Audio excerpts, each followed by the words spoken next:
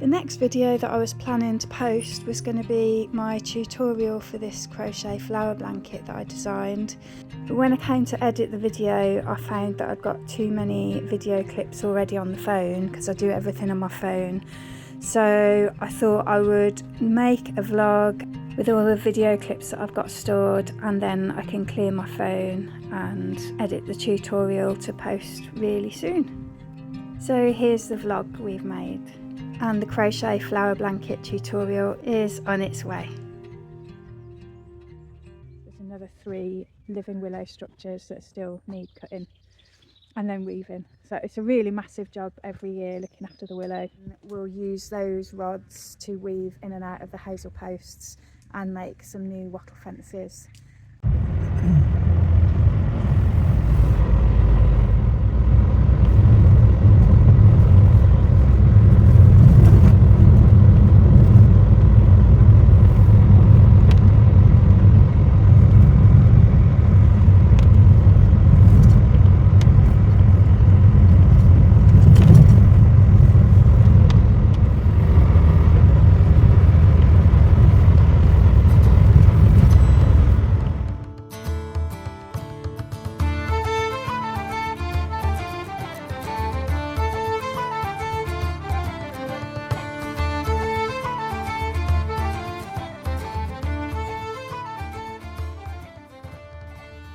This is Steve Atwood-Wright's weaving studio.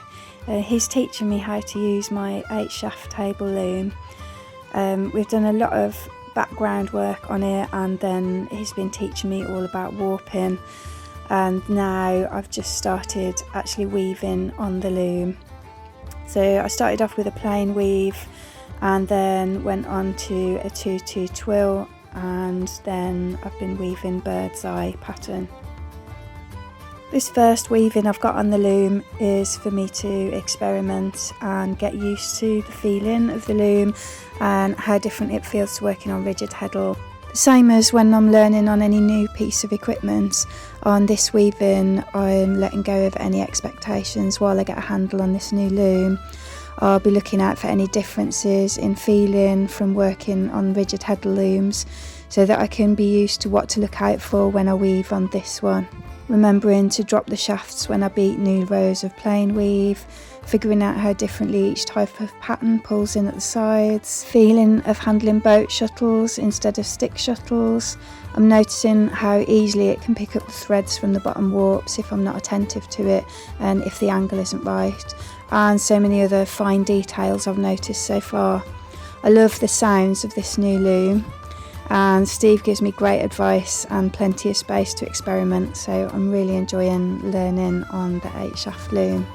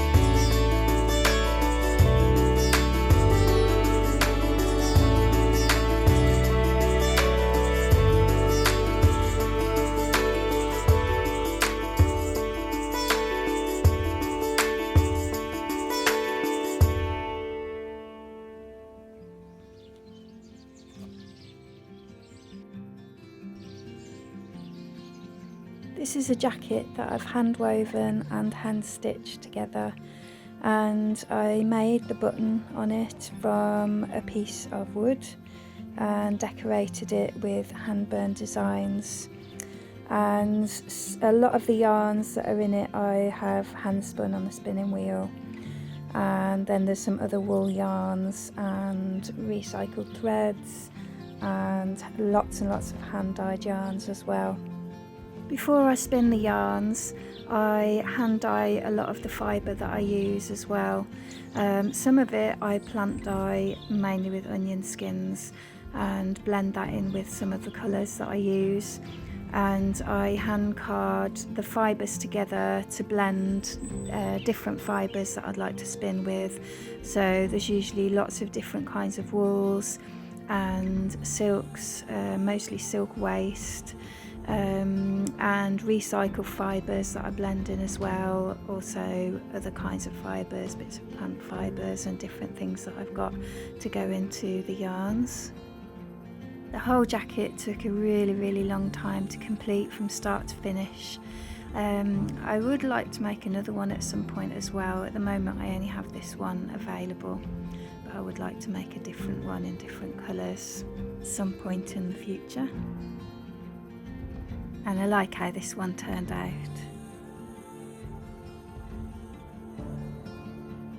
If you like our video, please remember to put a like on it. It really helps other people to be able to see the videos as well, for them to be more visible. And if you'd like to know when we bring out new vlogs and videos, you can click subscribe and click the notification bell if you'd like the updates of when the new videos come out.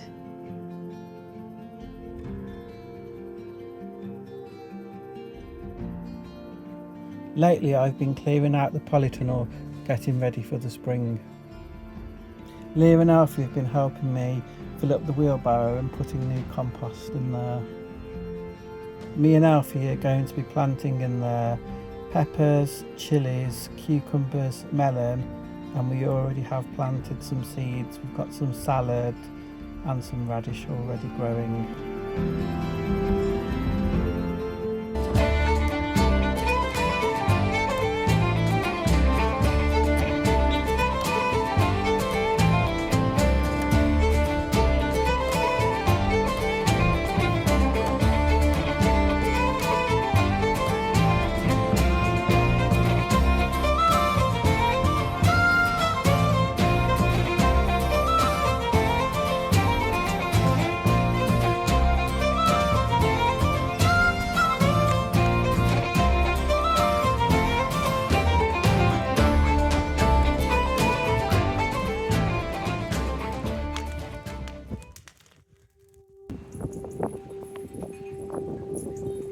These next two shawls are the ones that I was taking off the loom in the last vlog, and now they're all washed and set and ready for new homes.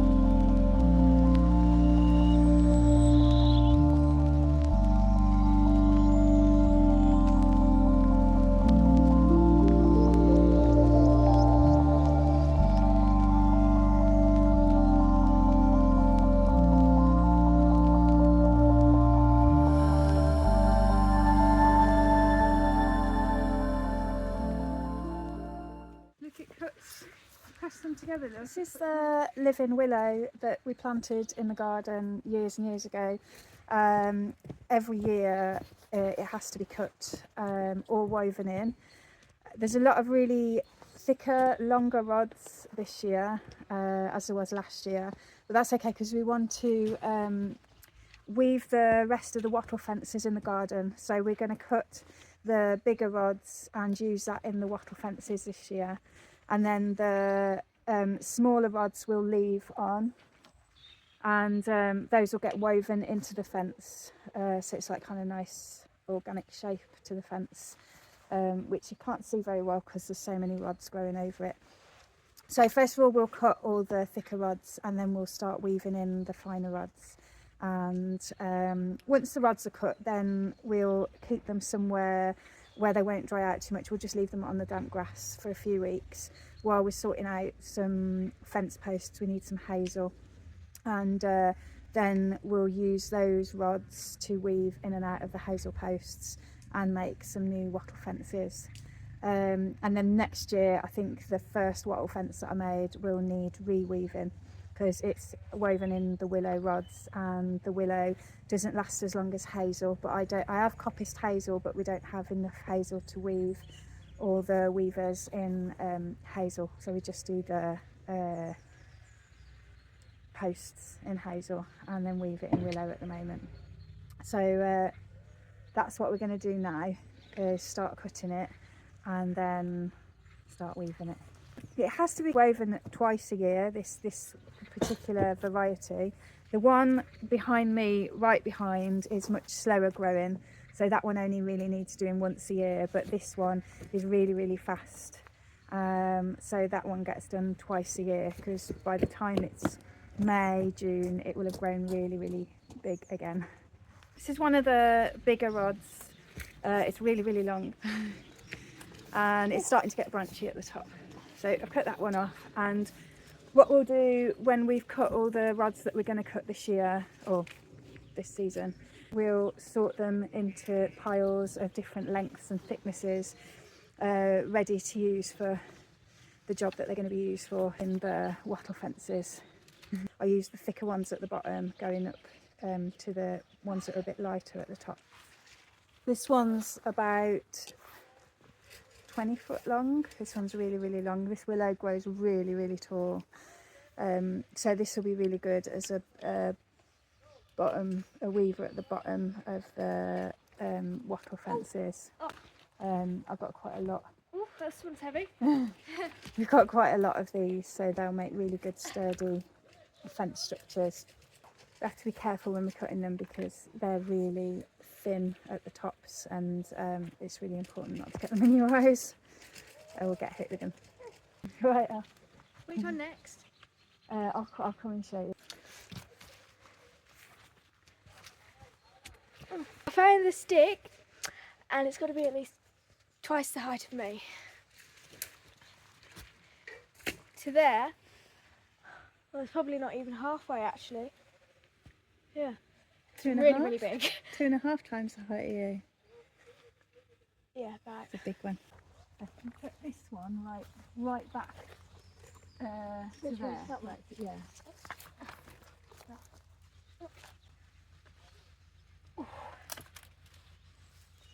You managed to use big ones. I'm nearly done.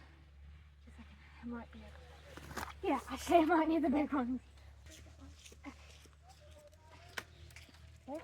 Put your eyes. Okay. Look. That one's got up in there.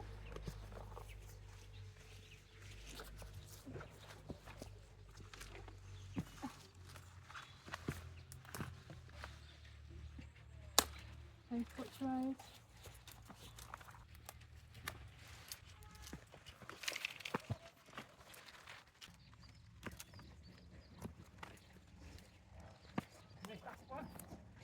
Oh my goodness.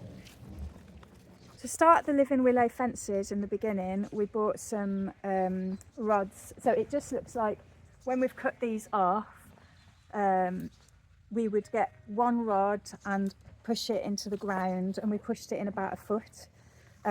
which was really hard the year that we put 2 of the fences in, because the ground was really frozen all winter that winter. It was, I think Elfie was only about 2, and it was freezing winter, so it was really hard work getting the rods in.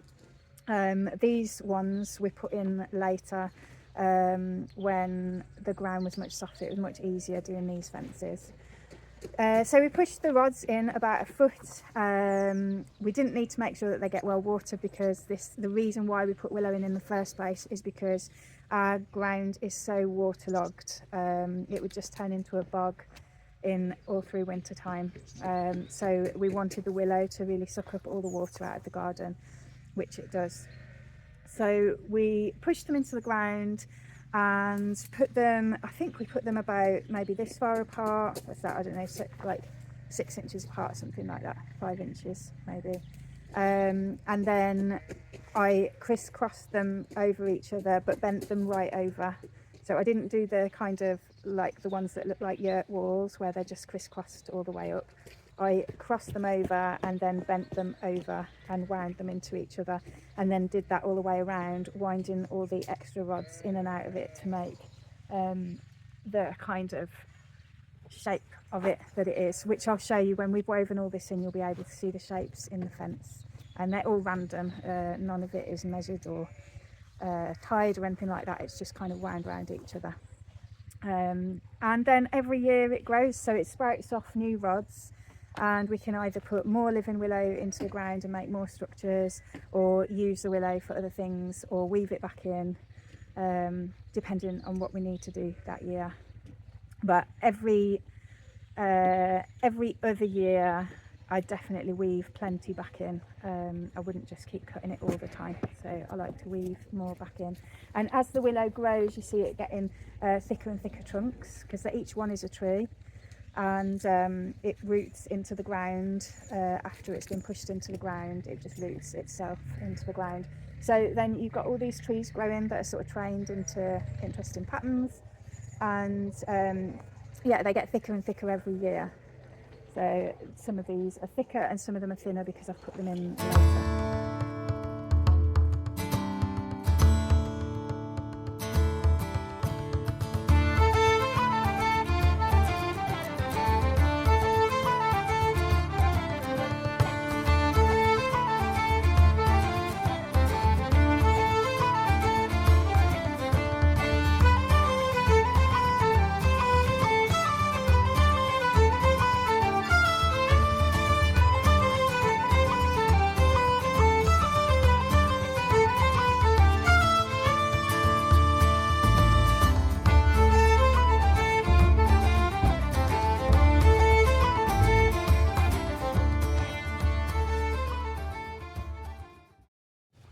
When we've cut them and woven them in, then we'll go back around and need to tidy where they've been cut. If sometimes when there's a lot of branches all growing together, we can't get the cutters right in between close enough to where it branches off from the previous branch, so we then have to go around and tidy it all up. Luke's just cutting the really big branches with the saw.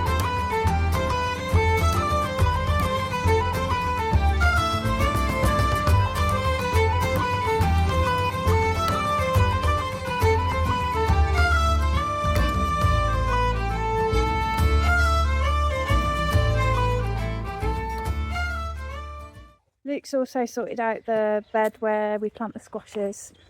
There was a lot of trees had sprouted in there, mostly ash. There's a couple of alder and an oak, and then some blackthorn and greengage. He's cleared them all out, dug out the trees. They will go up in our neighbour's field where the sheep live. There's some fenced off areas where we started planting patches of woodland. So we'll move those self-seeded trees up to there, and then he's cleared this all out. It just needs the, I think they're king cups that are growing all over there. So he's going to dig that out, and then yeah, or mulch it, might mulch it, and then that'll be ready for when we put the squashes in.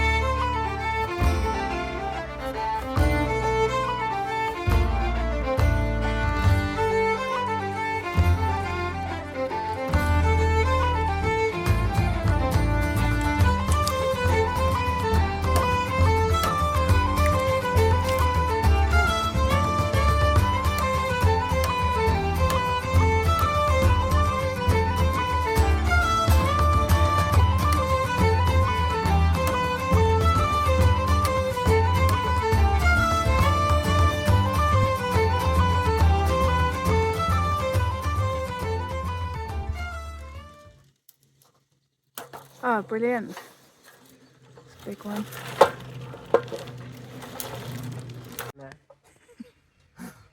Do you think all of those should I leave? What about these sticking out? Should I just cut them? Yeah, if they're like coming out at a funny angle, then I won't be able to weave them in. So yeah, they can come off, sure. Just as close as you can. Brilliant.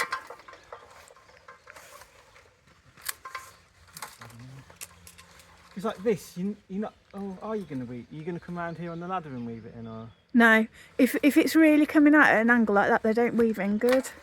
And some of them are really branchy. Most of them are straight, but some of them are branchy, so I take those out as well, unless I just really need it. What about this one? Does this one come out? Yeah. And this one? Yeah.